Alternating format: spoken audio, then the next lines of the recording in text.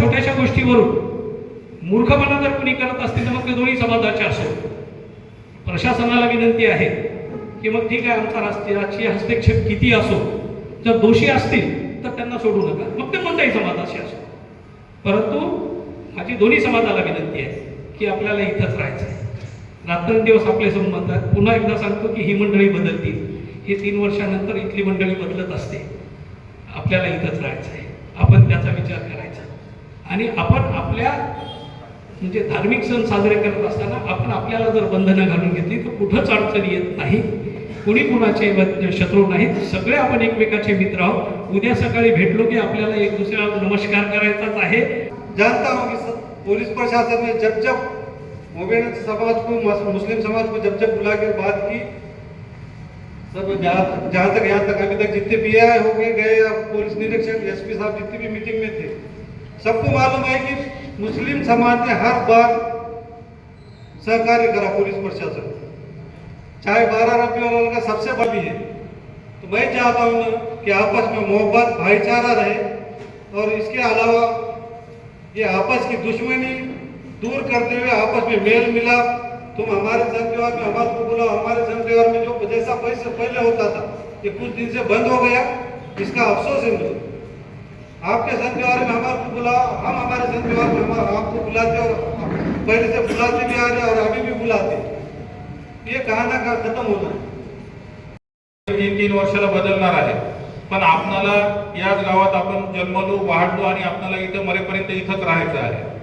खरं म्हणजे आपणाला गणपती विसर्जन आणि दुर्गादेवीचे विसर्जन सुद्धा या शहरामध्ये विना पोलीस बंदोबस्त झालेला आहे. आपण जर रेकॉर्ड वाद निर्माण करण्याचे जर कोणी प्रयत्न करत असेल आणि हेतुपुरस्परपणे कोणत्याही एखाद्या जातीच्या मागे राहून किंवा त्या जातीला फूस लावून जर अशा पद्धतीनं जर समजा एक म्हणजे इथं जातीय तेढ निर्माण करण्याचा जर प्रयत्न करत असेल तर अशाला कडक शासन झालं पाहिजे ही आमची सुद्धा मागणी आहे.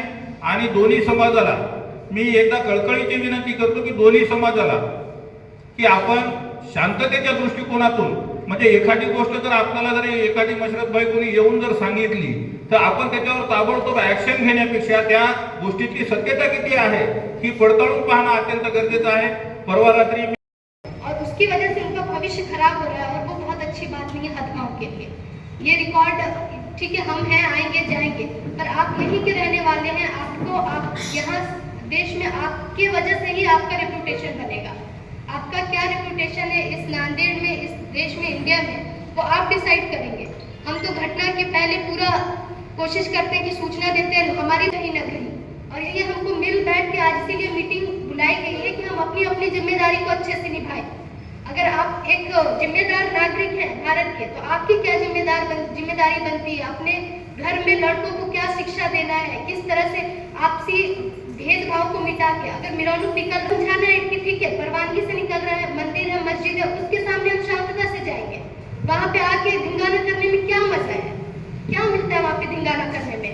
गुना दाखिल होता है, पुलिस पीछे पड़ती है, लड़के फरार होते हैं, 3 दिन 4 दिन 5 दिन भागे रहते हैं, घर में माँ का हालत खराब होता है, कहाँ है, फोन ऑफ करके बैठे हुए. इसका क्या यही हो रहा है ना, उसका रिजल्ट तो आखिर यही हो रहा है.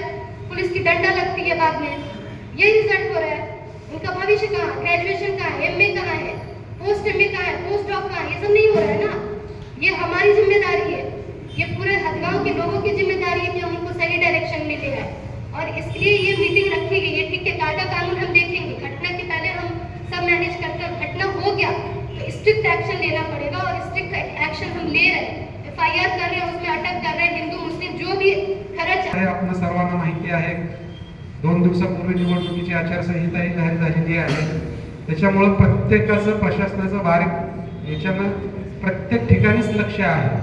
आणि असं जर काही झालं तर त्याला आम्हाला त्याचा काहीच त्रास होणार नाही, कारण सर्वांचं लक्ष आहे. त्याच्यामुळं काय होईल, रात्रीला गाड्या येतील, गाड्या इथे महिनाभर राहतील, त्याच्यानं त्रास बाकी प्रशासनाला किंवा पोलीस प्रशासनाला काय त्यांची ड्युटी करायची आहे. पण त्याचं दहशतीखाली राहणं किंवा बंधनात वागणं ते आपल्याला करावं लागणार आहे. त्यामुळं आपण सर्वांना विनंती आहे की आपण ज्या बुजुर्ग वक्त्याने आता बोलले दोन्हीकडच्या बाजूने की आपल्याला इथे राहायचं आहे. आतापर्यंत हदगाव खूप शांत होतं, हदगावची तशी परंपरा आहे, तर इथून पुढेही आपण सर्वांनी तशीच परंपरा पाळावी हदगावला कुठलेही गावकोट लागणार नाही याची दक्षता घ्यावी. आमच्याकडून जे काही बैठक स्पेशल बोलवलेली आहे, कारण कुठंतरी आपल्या शहरातल्या शांततेला थोडंफार कुठंतरी धक्का पोहोचत आहे आणि हे चक्र जर चालत राहिलं तर हे सगळ्यांसाठी घातक आहे आणि चुकीचं आहे. आता आपल्याला सगळ्यांना माहिती आहे आचारसंहिता लागलेली आहे, वाजवले जात आहेत का नाही आहेत, बरेच जण बाहेर गेलेले आहेत आणि बऱ्याच वेळा आपल्या समाजातील बरेच लोक सांगायला येतात साहेब लहान मुलं आहे काय आहे. मला हेच सांगायचंय, आपण सगळे मंडळी या ठिकाणी आलेला आहात, ही जी नवीन पिढीची मुलं आहे यांना चांगले संस्कार किंवा यांना चांगल्या मार्गदर्शनाची कुठेतरी कमतरता आहे. यानं दगड मारला की त्याला उत्तर त्यानं दगड मारला, हे जर आपण करत राहिलो तर हे कधीच संपणार नाहीये. याच्यामध्ये आपले जीव जाणार, आपल्या प्रॉपर्टीचं नुकसान होणार आणि याच्यामध्ये आपल्या सगळ्यात महत्वाचं गावाचं नाव खराब होणार. मी अशी गावं पाहिलेली आहे त्यांची ड्युटी करणार, परंतु तुमच्या अनेक पिढ्या या ठिकाणी राहिलेल्या आहेत आणि यापुढे देखील तुमच्या अनेक पिढ्या या ठिकाणी राहणार आहेत. आम्ही जाणार या ठिकाणी 2 वर्ष 3 वर्ष याच्या उपर आम्ही राहणार नाहीये, पण आम्हाला कळकळ आहे की आपल्या भविष्याविषयी जर गावाचं वातावरण खराब झालं तर सगळ्यांना त्याचे परिणाम भोगायला लागतात आणि खास करून मला वाईट वाटतं याच्यामध्ये मी उदाहरण देतो. एक कॅरेक्टर व्हेरिफिकेशन हा प्रकार असतो, म्हणजे तो ज्या ठिकाणी राहिला आहे मागच्या 3 वर्षात मागच्या 10 वर्षात किंवा त्याचं घर ज्या ठिकाणी आहे त्या ठिकाणच्या पोलीस स्टेशनला विचारतात याचं कॅरेक्टर कसं आहे, या कॅरेक्टर कसं आहे, म्हणजे साध्या भाषेत सांगतो तुम्हाला याच्यावर काय गुन्हे दाखल आहेत. मित्रांनो, एवढा सिलेक्ट झालेला मुलगा, आई बापांनी पेढे वाटले, गावात सत्कार झाला आणि कॅरेक्टर व्हेरिफिकेशनला आमचं बोरगाव पोलीस स्टेशनला त्याचा रिपोर्ट आला, त्याच्यावर एक असाच काही नव्हता केला, फक्त जमाव झाला होता, त्याच्यामध्ये जाऊन उभा होता, याने काय मारलं नव्हतं काय नव्हतं. पण जमावामध्ये एकाने जरी मारलं तरी त्या जमावातला प्रत्येक माणसाचा उद्देश तोच असतो असं म्हणून त्याचं नाव होतं. मित्रांनो, त्याला मिलिटरीची मिळालेली जॉब त्याला जॉईन होता आलं नाही, त्याला मिळालं नाही. आता पण मी हेच सांगतोय नवीन पिढीला, तरुण पिढीला, अरे तुम्हाला हे सगळं दिलंय, सोशल मीडिया हे दिलंय, हे ब्रह्मराक्षस आहे आपल्या मागे लागले.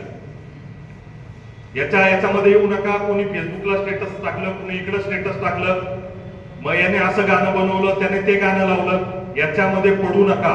इथून पुढे कोणत्याही कार्यक्रमाला आपण डीजे अलाउड करणार नाही, आला तर जप्त होईल, त्याच्यावर गुन्हा दाखल होईल. त्यामुळे हे करू नका. रूट्सचं जे आहे ते पण सांगतो. त्यानंतर आपल्या पत्रकार बांधवांनी पण सांगितलेलं आहे गोपनीय विभागातून काय माहिती मिळाली, काय बाकी होती, याचं देखील आम्ही बारीक अभ्यास करणार आहे. आमचं फेल्युअर असेल, आमच्या कर्मचाऱ्यांचं अधिकाऱ्यांचं फेल्युअर असेल तर त्यांची सुद्धा चौकशी केली जाईल, दोषी आहे त्याच्यावर कारवाई होईल. त्याचबरोबर आपण जे काय करतोय, आपण रुमाल बांधून गल्लीत फिरतोय, आपल्या हातात काय आहे, आपलं ओळखू येऊ नये. आज सगळीकडे सीसीटीव्ही आहे, आज सगळीकडे आमच्याकडे टेक्निकल सर्वेलन्स आहे. सीडीआर मध्ये कळेल, कोणीतरी व्हिडिओ काढलेला असेल, कुठं ना कुठं कळणार कोण आहे आणि त्याचं आयुष्यामध्ये कुठंतरी कोऱ्या पाठीवर गुन्हा नोंदला जाईल, जे त्याला आयुष्यभर पुसता येणार नाही. कोर्टातून निर्दोष जरी झाला तरी त्याचं रेकॉर्ड राहतं पोलीस स्टेशनला. आम्हाला वाईट वाटतं. आता आपल्यापैकी पण पाहिलेलं असेल, गणपतीला बरेचशे लोकांना आम्ही 144 नोटीस दिल्या होत्या, 1-2 दिवस तुम्ही पोलीस स्टेशनच्या हातीत थांबू नका.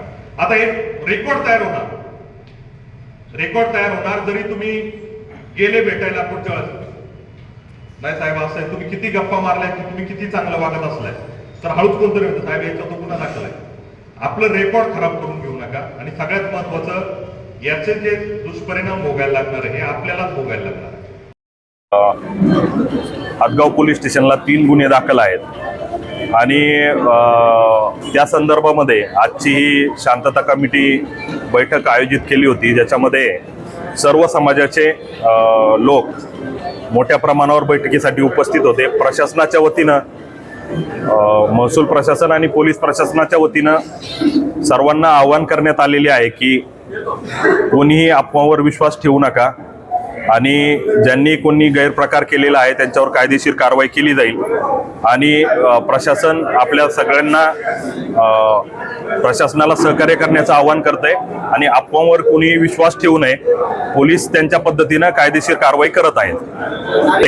कुणी अफवावर विश्वास ठेवू नये. जे कोणी दोषी असतील, ज्यांच्यावर गुन्हे दाखल झालेले आहेत, त्यांच्यावर कायदेशीर कारवाई केली जाणार आहे आणि सर्वांनी प्रशासनाला सहकार्य करण्याचं मी आवाहन करतो.